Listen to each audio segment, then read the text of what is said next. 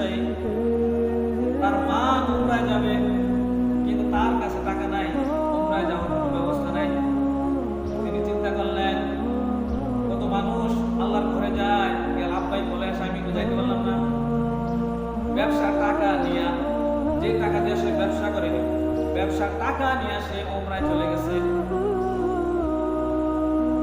এবার একদিন আমাকে বলতেছে যে হুজুর, হজ করতে গিয়েছি, উমরা করতে গিয়েছি, আমি 1 লক্ষ, সব মিলে 1.5 লক্ষ টাকার মতো আমার খরচ হয়েছে। সে বলে যে আলহামদুলিল্লাহ, আমি আসা 5-6 মাসের মধ্যে আমার 1.5 লক্ষ টাকা উঠে গেছে। সুবহানাল্লাহ, আল্লাহু আকবার। আল্লাহ রাব্বুল আলামিনের উপর ভরসা করে যে ব্যক্তি চলে, আমায় তাওয়াক্কাল আলাল্লাহি ফাহুয়া হাসবুহ, আল্লাহর উপর ভরসা করে যে ব্যক্তি চলে, আল্লাহ তাআলা তার সব বিষয়গুলোর জন্য যথেষ্ট হয়ে যায়। সুবহানাল্লাহ। এজন্য মুসলমান ভাইরা আমার, বাবাজিরা আমার, যুবক ভাইরা আমার, যাদের ব্যবসা আছে, যাদের যাওয়ার মতো সামর্থ্য আছে, ইনকাম সোর্স ভালো আছে, হালাল ভাবে হারাম দিয়ে না। ঘুষের টাকায়, সুদের টাকায় হজ করলে কোনো লাভ হবে না, কোনো লাভ নাই। কারণ এগুলো আল্লাহ তাআলা কবুল করবেন না।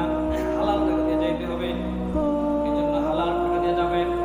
যাদের আল্লাহ তাআলা সামর্থ্য দিয়েছে তারা অবশ্যই হজে যাওয়ার জন্য কঠিনভাবে নিয়ত করেন। এবছর যাইতে না পারলে আগামী বছর যাবেন, এরকম নিয়ত রাখেন। জীবনে একবার হলেও যাবেন, এরকম নিয়ত রাখেন। যাদের সামর্থ্য নাই, আপনারাও একবার করে নিয়ত করেন যে আল্লাহ, আমি তোমার ঘর জিয়ারত করতে যাব, আমি তোমার ঘর তাওয়াফ করতে যাব, নবীজির রওজা জিয়ারত করতে যাব। আয় আল্লাহ, তোমার কাবার পাশে গিয়ে আমি জীবনে একবার হলেও হজ করতে চাই, একবার গিয়ে হলে তোমার ঘরের পাশে দাঁড়িয়ে আমি লাব্বাইক বলতে, আমি হাজির বলতে চাই। নিয়ত করেন, ইনশাআল্লাহ আল্লাহ তৌফিক দিবেন। মানুষ কোনো বিষয় নিয়ে যদি একেবারে কঠিনভাবে প্রতিজ্ঞা করে ফেলে, নিয়ত করে ফেলে, তাহলে সেটা হয়ে যায় কঠিন কোনো কিছু না।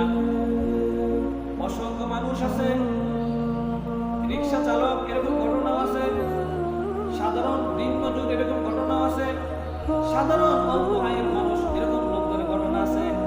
অল্প অল্প করে টাকা জমাইছে, আল্লাহর ঘরে গিয়ে, আল্লাহর ঘরের সামনে গিয়া বলবে আল্লাহ আমি হাজির, আল্লাহর ঘরের সামনে গিয়ে লাব্বাইক বলবে। এই নিয়তে 2 বছর, 5 বছর, 10 বছর পর্যন্ত অনেক মানুষ আছে টাকা জমাইছে। টাকা জমাইতে জমাইতে এক সময় দেখা গেছে হজে যাওয়ার মতো তার এবিলিটি হয়ে গেছে, হজে চলে গেছে। এই জন্য ভাই, হজটাকে আমরা কোনোভাবেই অবহেলা করব না। খবরদার, খবরদার। আল্লাহ রাব্বুল আলামিন আমাদেরকে তৌফিক দিয়েছেন, আমরা সবাই আল্লাহর ঘরে যাওয়ার জন্য, ওখানে গিয়ে হাজিরা দেওয়ার জন্য, আল্লাহর ঘর তাওয়াফ করার জন্য, নবীজির রওজা দেখার জন্য, মক্কা মদিনা দেখার জন্য। আমাদের মধ্যে অবশ্যই একটা স্বপ্ন থাকবে, একটা লোভ থাকবে, একটা ভালোবাসা থাকবে, যাওয়ার একটা প্রবল ইচ্ছা আমাদের মধ্যে অবশ্যই থাকতে হবে, যদি আমরা মুমিন হই। ঠিক কিনা বলেন?